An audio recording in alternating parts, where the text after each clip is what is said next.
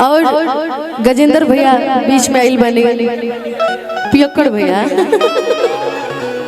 नहीं, नाम देखिए, नाम एक ब्रांड होता है और आप एक ब्रांड हैं। आप दारू नहीं पीते। निशांत हमारे बीच में है। अरे ये जो पीते हैं वो कोई नहीं पीता है।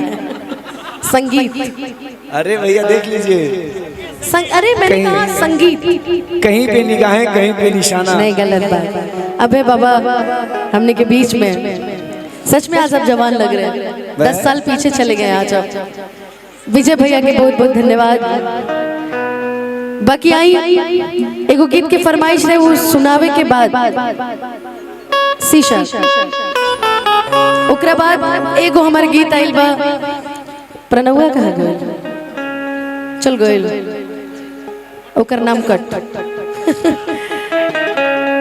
प्रणव बिहारी हमार बहुत अच्छा भाई, अभी एगो गाना हाल फिलहाल में, मतलब काल लिख ले रहे, परसों लिख रहे, काल गईनी है, आज लॉन्च भइल है।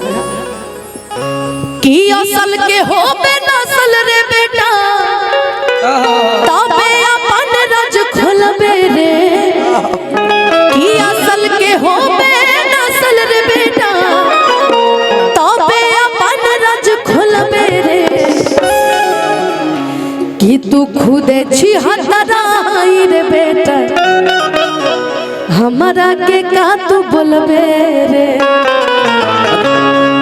संगे लेके चलो हखी दो गलन के टोली रे, हमारे हौदेन की आज निकले लगला बोली रे। कि संगे लेके चलो हखी दो गलन के टोली रे, हमारे हौदेन की आज निकले लगला बोली रे। कि नारी के चक्कर में परनो बिहारी, अरे रह जाए भी बकलो लवे रे। कि नारी के चक्कर में परनो बिहारी, अरे रह जाए भी बकलो लवे रे। तू खुदे छी हतराई रे छोड़, हमरा के का तू बोलबे रे।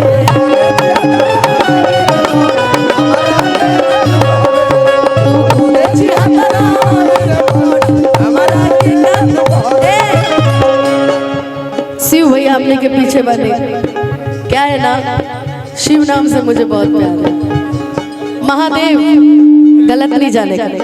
और शिव भैया ने शुरुआत से ही हम लोग को बढ़ाया है, इसके लिए भी मुझे शिव नाम से बहुत प्यार है। ये बात सिर्फ मेरे शिव भैया के लिए, बाकी किसी के लिए नहीं। महादेव और एक और सबकी तो आदत है कुछ कुछ कुछ कुछ बोलने की। असल के हो बे नसल रे बेटा, तबे अपन रज खोलबे रे।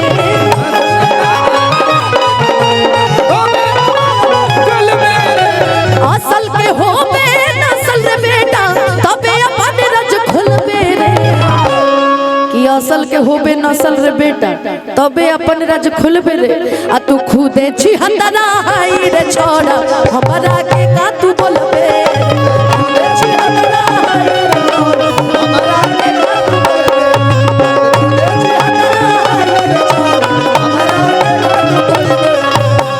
पटना से मजनुआ के हमरा गोरखपुर रे फरकइले बा। पटना से मजनुआ के हमरा गोरखपुर रे फरकइले। अरे भेजी द नहीं हरवा बलम जी, हाँ वो तो कह देले बने। अरे यादवा जहर खइले बा, अरे भेजी दो नहीं हरवा, यादवा जहर खइले बा।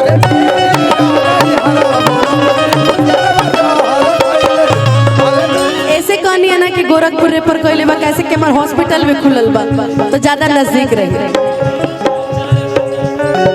पटना से मजनुआ के हमारा गोरखपुर रे फरकइले बा। पटना से मजनुआ के हमारा गोरखपुर रे फरकइले बा। अरे भेजी दो नहीं हरवा ए सोना, यारवा जहर खइले।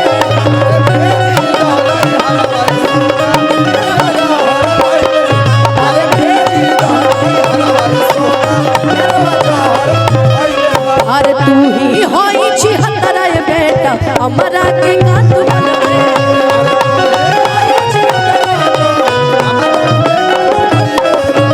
अच्छा प्रणव ने लिखा संगे लेके चलो हकी दो गलन के टोली रे हमारे हौदेन की अज निकले लगल बोली।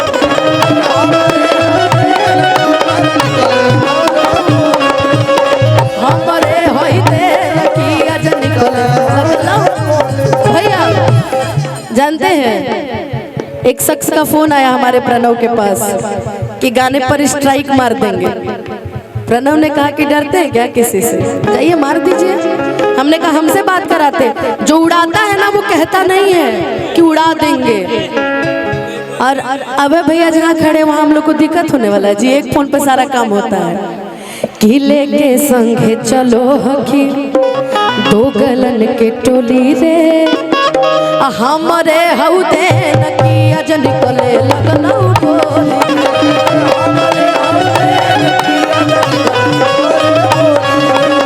हमारे हौदेन की अज निकले।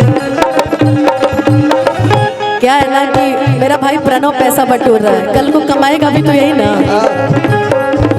नारी के चक्कर में प्रणव बिहारी रह जाई भी बकल लवे रे।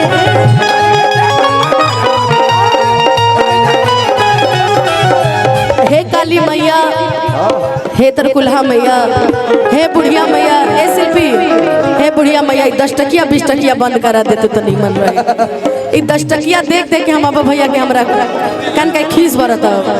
बताइए इतना बड़ा आदमी 10 टकिया उड़ा रहा, अच्छा लग रहा है जरा भी। जा भैया जा। नारी के चक्कर में प्रणव बिहारी रह जाई भी बकल लवे रे। नारी के चक्कर में प्रणव बिहारी रह जाई भी बकल लवे। लेकिन ये बात प्रणव बिहारी के लिए तो नहीं है, ये बात आपके लिए नहीं है, ये गाना है, गाने को गाने जैसा गाना है। इसलिए कि तू खुद 76 हाय रे छोड़ा मन के गाना।